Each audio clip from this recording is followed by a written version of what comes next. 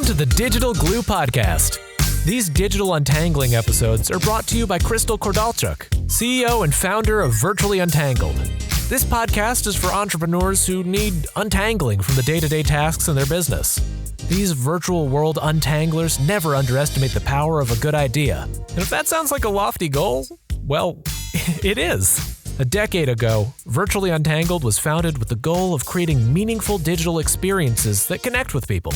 Crystal and her team of honorary untanglers are now providing business owners just like you the opportunity to own your story and share it with the world. So, every Tuesday morning, she'll be dropping a new episode that will help you think big and dream even bigger. Let's dive into today's episode. Despite social media's track record, which, yes, has been proven, there are some businesses who unfortunately aren't quite sold on the idea of implementing social media as part of their marketing plan, or in recent months, looking to hop off the bandwagon and place their efforts elsewhere. Whatever the reason is, we imagine that they probably have more questions than answers about the true value and benefits. So whether you're looking for some fresh, new ways to get your social media spaces to benefit your brand, or you haven't yet jumped on the bandwagon, here are a handful of major key benefits of social media for your business.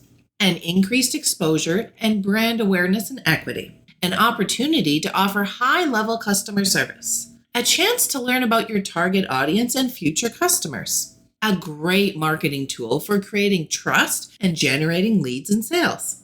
A keen edge on the competition through competitive analysis. And a huge benefit for diving into research and development. Okay, so now that we have those key benefits clearly stated and out of the way, here's a few more, but solely based on your personal brand, in which you can humanize your brand, build brand equity, establish brand authority, increase brand awareness, increase virtual traffic, and growing your audience. The bottom line is that social media isn't just for socializing anymore. It has become an extremely and important, powerful business tool. And as you can see here, there are more than enough benefits to utilizing social media for your business. Enough to make it worth your while. That being said, and now that the nitty-gritty of all the things is front and center and you have what you need, now it's time to switch gears and talk about social media etiquette and the rules you need to stop breaking. So let's just dive right on into the bones of today's episode. As an entrepreneur, it's incredibly important to make sure you follow proper etiquette while online. This can easily save you from unfortunate social backlashes that could damage your online reputation for life. With preteens up to senior citizens being online, it's hard to shield yourself from a careless tweet or Facebook post gone wrong. And we want to help you achieve social greatness and not get nipped in the butt with a rotten post. All starting with rule number 1.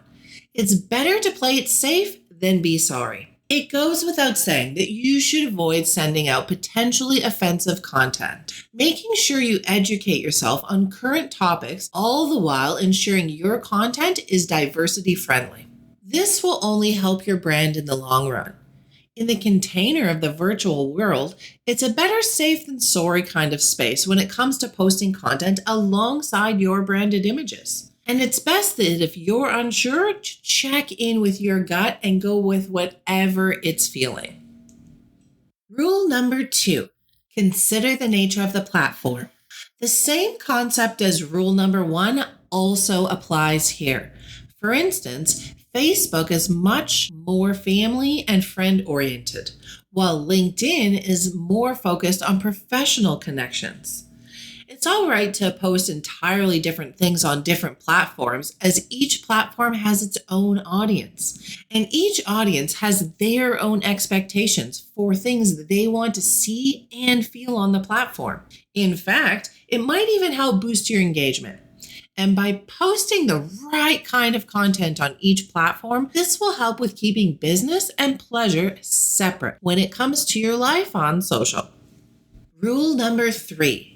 Use the think twice approach. Before tagging someone, before sharing your 100th daily update, before making a particular comment, before sharing your inner monologue.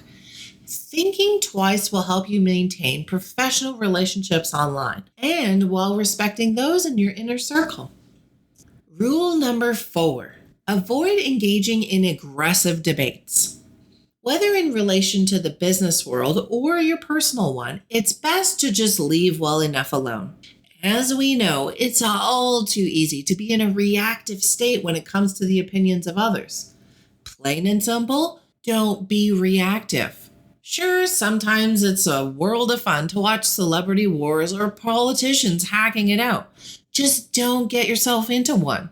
Keep your disputes to yourself or in the DMs if you just can't control yourself and something truly needs to be said, which I also advise against.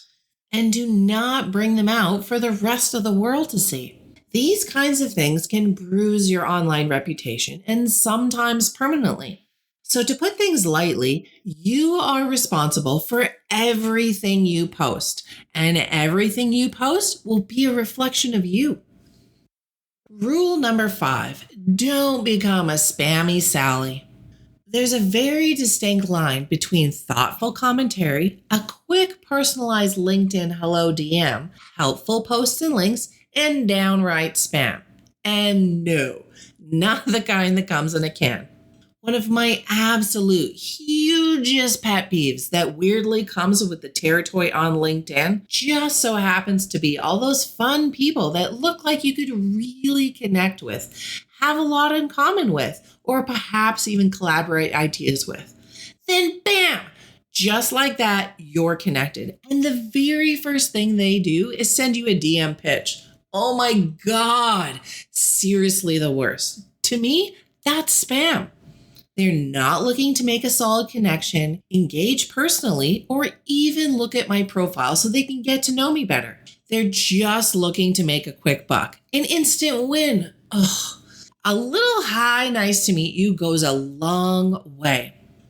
Once, I even had this guy start off his message to me with "Dear Sir." To me, that's rather rude and highly insulting, and I'm clearly not a sir. My profile has my image, and he obviously didn't even bother to look. Just copy pasted his verbatim and spammed me, and probably not only me. #delete. Where I'm going with this is try not to message all your audience members and customers asking them to buy your stuff. Check out people's profiles before connecting and messaging them. You'll get much farther that way by humanizing the experience. Oh, and also avoid sharing constant advertisements for the very same on your page. Make your social profiles a blend of promotional and valuable content. We feel promotional should be some sort of colorful sprinkles here and there, not hard driven into every post on your page. Rule number 6, never badmouth your competition. This rule is an easy one to follow. Don't be petty. Saying negative things about your competitors online will only harm your reputation more than it hurts. Period. Rule number 7, handle your hashtags with care. Most people think the more the better in this instance due to the ever-changing algorithms in the social spaces. However, it's really just about picking out only the most relevant hashtags for each post that co-align with your post and story, not cramming in as many as you can to hit all the new algo waves, or because Joe said you need 25. Using brand hashtags will expand your brand awareness and hit all the right people if done properly. We like to refer to this rule as copy hygiene. Rule number 8, never underestimate the power of integrity. This is so important that it's more than just a rule. It's a social commandment, personally and professionally. Relationship building and establishing trust and credibility are in every way, shape, and form essential if you want to be successful using social media. Honestly, if you want to be successful at all. The only way you can establish yourself as a credible and trustworthy entrepreneur is to exemplify your values in your business voice. the way you would market yourself, your brand, and your products, programs, and services. In doing just that is what constitutes ethical marketing, something that is often lacking in the virtual business space. Your clients, your audience, and your business should mean everything to you. So remember, once trust is broken, it's nearly impossible to earn back. Rule number 9, be mindful in mentioning content credits. If you think about it, in a way, social media is a content recycling bin. What do I mean by that? Well, many people will see your content in a hurry as it spreads like digital wildfire, and plagiarized content will harm your reputation. So plain and simple, really, share credit where credit is due. It's honestly not difficult to do. All you need to do is mention the original creator or source in your post. If you don't, you'll come across as an unprofessional across others' creativity. And last but not least, rule number 10. It's never about you. Truthfully now. And yes, this might sting a little bit.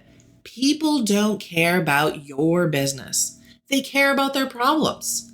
So be the solution to the pain points they're looking for. Lead with undeniable value that targets their specific needs. People will trust you only once they know you can provide the solutions they need, but also that you care about them. No matter what your program is, how cheap your prices are, or even how skilled you are, if they can't see that you care, they won't stick around.